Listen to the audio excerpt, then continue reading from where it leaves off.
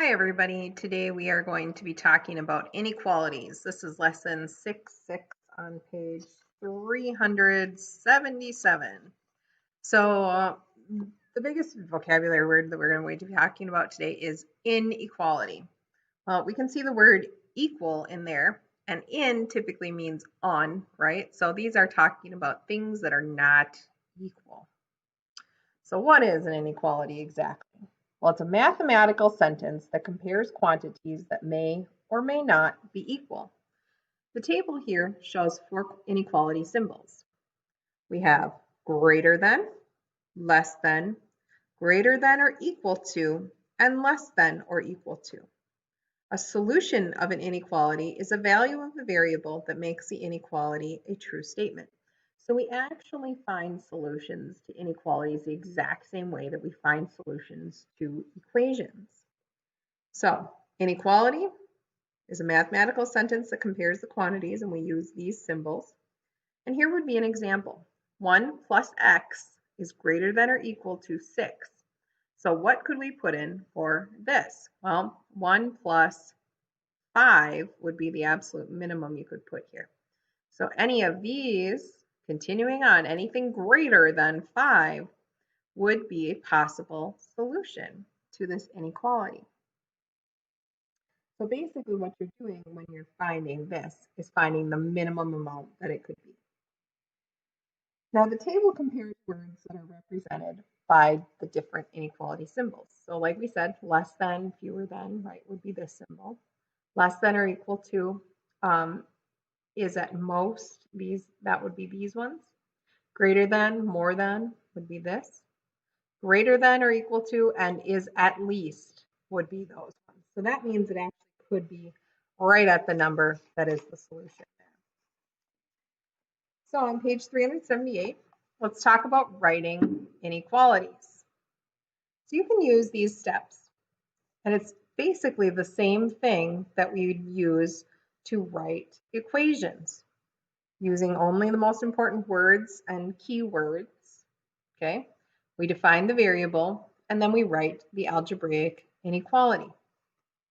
So here we have one. A person must be at least 18 years old to vote. We're going to write an inequality to represent the possible ages of a voter.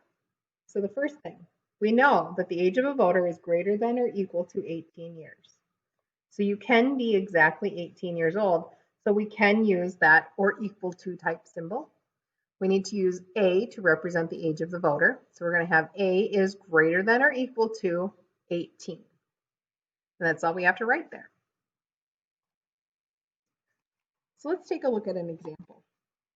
In some states, you must be at least 16 years old to have a driver's license. Let's write an inequality statement to represent the age at which you can have a driver's license.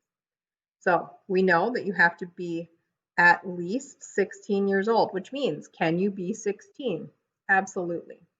We're going to use A to represent the age. So A is greater than or equal to 16. So let's write our check here. A certain hotel only permits dogs that weigh less than 50 pounds to stay in a hotel. Now, because this only says less than, we can think back to our chart back here, and know, oh, is less than. So I'm going to use this symbol here. So when I'm writing my check here, we're going to have W needs to be less than 50 pounds. That would be our equation or inequality that we would use for this situation. All right, so now let's talk about graphing inequalities. Because an inequality like x is greater than 5 or y is less than or equal to 100 has infinitely many solutions, it is impossible to list all of them.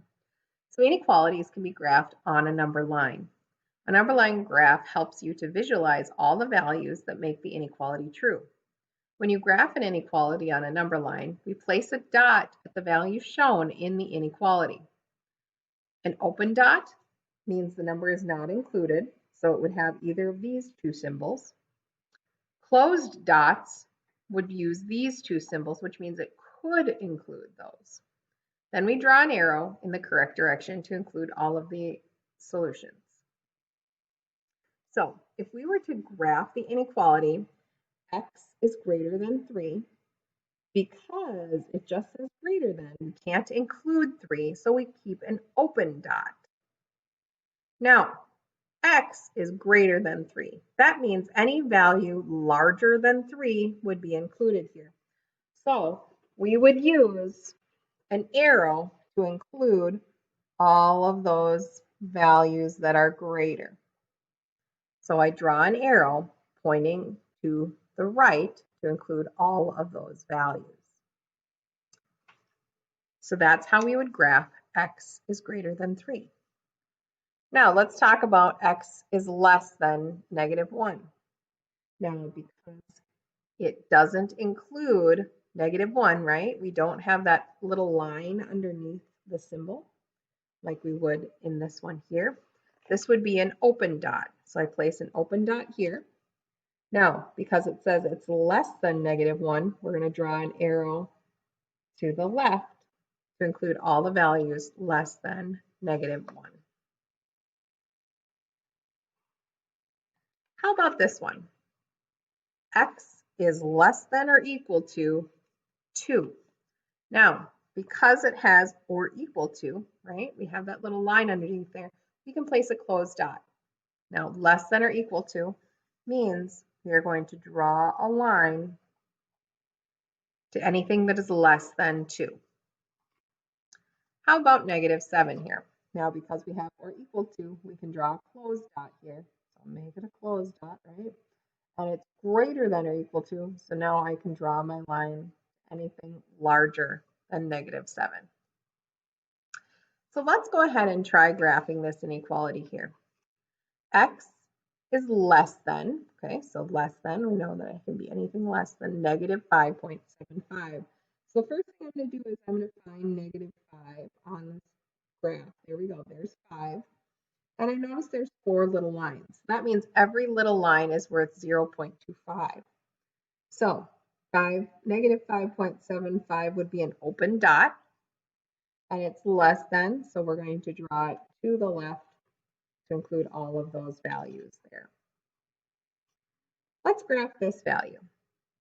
Okay, so here's your check. This is your one to try. Now remember, because it doesn't include 1 2/5, we need to keep it an open dot. So go ahead, give it a try. So to graph this value, I would put an open dot at 1 2/5. It says x is greater than 1 2/5, so then I would draw a line to anything larger than 1 2/5. Let's graph this inequality.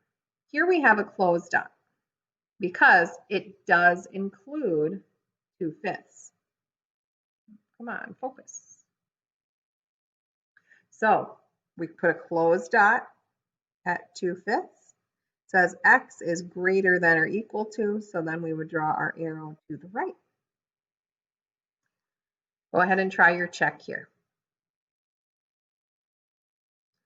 Now, because it says less than or equal to, we would put a closed dot at -0.75. X is less than that, so we put our arrow to the left. All right, moving on now to actually finding solutions. So when we replace a variable with a value that results in a true sentence, we solve the inequality. The value of the variable is a solution of the inequality, and some inequalities have infinitely many solutions. For example, any rational number greater than 4 will make the inequality x greater than 4 true. So we can use substitution to determine the whole numbers. 5, 6, 7, 8, and 9 are solutions to the inequality 2 plus x equals 9. So let's plug it in. If I put 2 plus 5 in, or put 5 in for x, 2 plus 5 is 7. Is 7 greater than 9? No, so that one does not work. Let's try it with the 6. 2 plus 6, does that work? No, we get 8, so we would say no. 7, 2 plus 7, is that greater than 9? 9 is not greater than 9. They're the same value, so this would be a no. And what if we put in 8? 10. Yes. So then 9 would also be true. So the only numbers that we could put in here as possible solutions would be 8 and 9. Let's try it here. Now this one says a plus 4 is less than or equal to 11. So if we get 11 right on the nose when we're putting in values, that would work. If we put in 6, 6 plus 4 is 10, and that is less than or equal to 11. So yes, that would work. Let's put in 7. 7 plus 4, that's 11. 11 is less than or equal to 11. It is equal to, so this one does work. And here we have 8, 12. Would not work, no. So the only solutions would be 6 and 7 for our given values. All right, moving along now to page 384. Let's go ahead and try our check here. Of these values, 44, 45, and 46, which are possible solutions to this inequality? So if we did this, right, 44 plus 28, okay, we added that together, 44 plus 28, what would we get? 4 plus 8 is 12. 4 plus 2 is 6, plus 1 is 72. Is that greater than 72? So no, that would not work because it's not greater than. How about if I put in 45? If I put in 45 plus 28, is that greater than 72? We would actually get 73 in this case. Or sorry, yeah, 73 in this case. Is that greater than 72? Yes, so that works. And trying 46 plus 28, is that, sorry, that problem, I messed up on there. There we go. 72, if we did that, we would get 74. And is that greater than 74? Yes. So 45 and 46 are possible solutions. All right, moving along now to dealing with some fractions. Can we put in any of these fractions as a solution for 16 to get it, or 16 times b, to be greater than 5.6? So remember, the first thing we do here is 16 times 1/2. Well, what is half of 16? That is 8. Is 8 greater than 5.6? The answer here would be yes. By 1/3, if we did this, 16 times 1/3 would be 5 1/3. Is that greater than 5.6? Well, 5.6 is slightly less than 5 2/3, so this would be no. And how about this one? Well, if we put in 1/4, we only get 4, so this would be a no. So our only solution here would be 1/2. You can go ahead and try this one. Remember to use your calculator here. Simply adding in or multiplying in your values for that. So if we started with 11.75 times 2.1, we would get 24.675. Does that work? Yes, because it can equal. So this would be a possible solution. 11.75 times 2.3. Is that less than or equal to? No. Well, if this one isn't, then this one surely wouldn't be either because it would only get larger.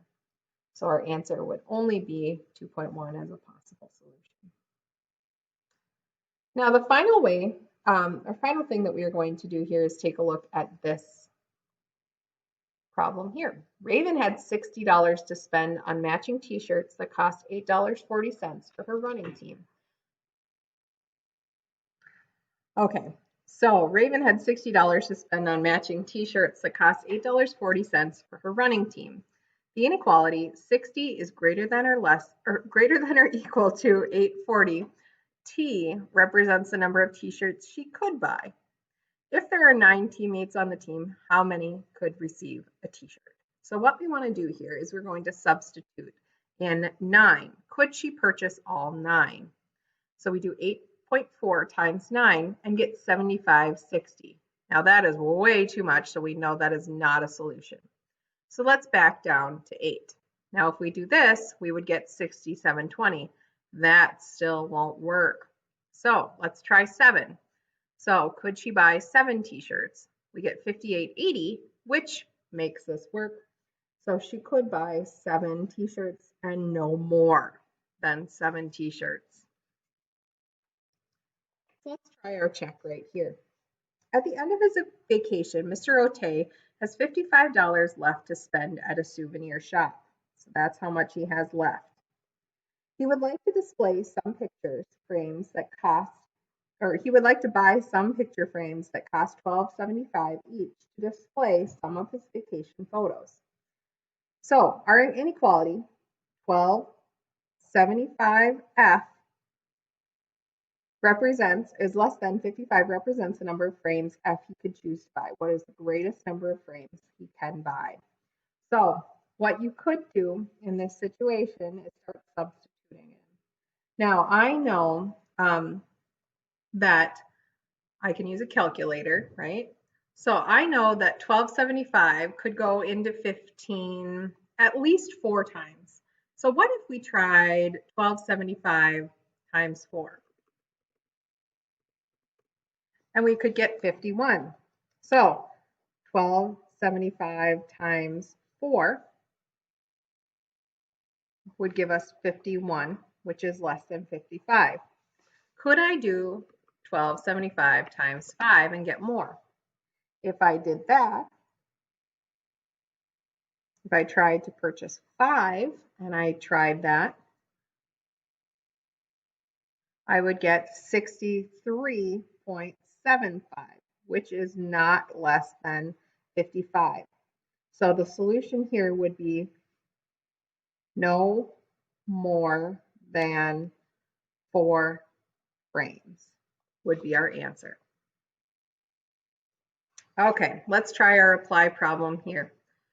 Several friends hope to attend a festival that costs $62.49 each to attend. To earn money, they mowed lawns for $7.50 per hour. The table shows the number of hours each person worked each day. Who earned enough money to attend the festival? So what we would have to do is multiply the cost per hour by the number of hours total work to see who made at least $62.49. As always, please try this on your own. Email me which people were able to make enough money. Complete your homework on McGraw-Hill and have a great day.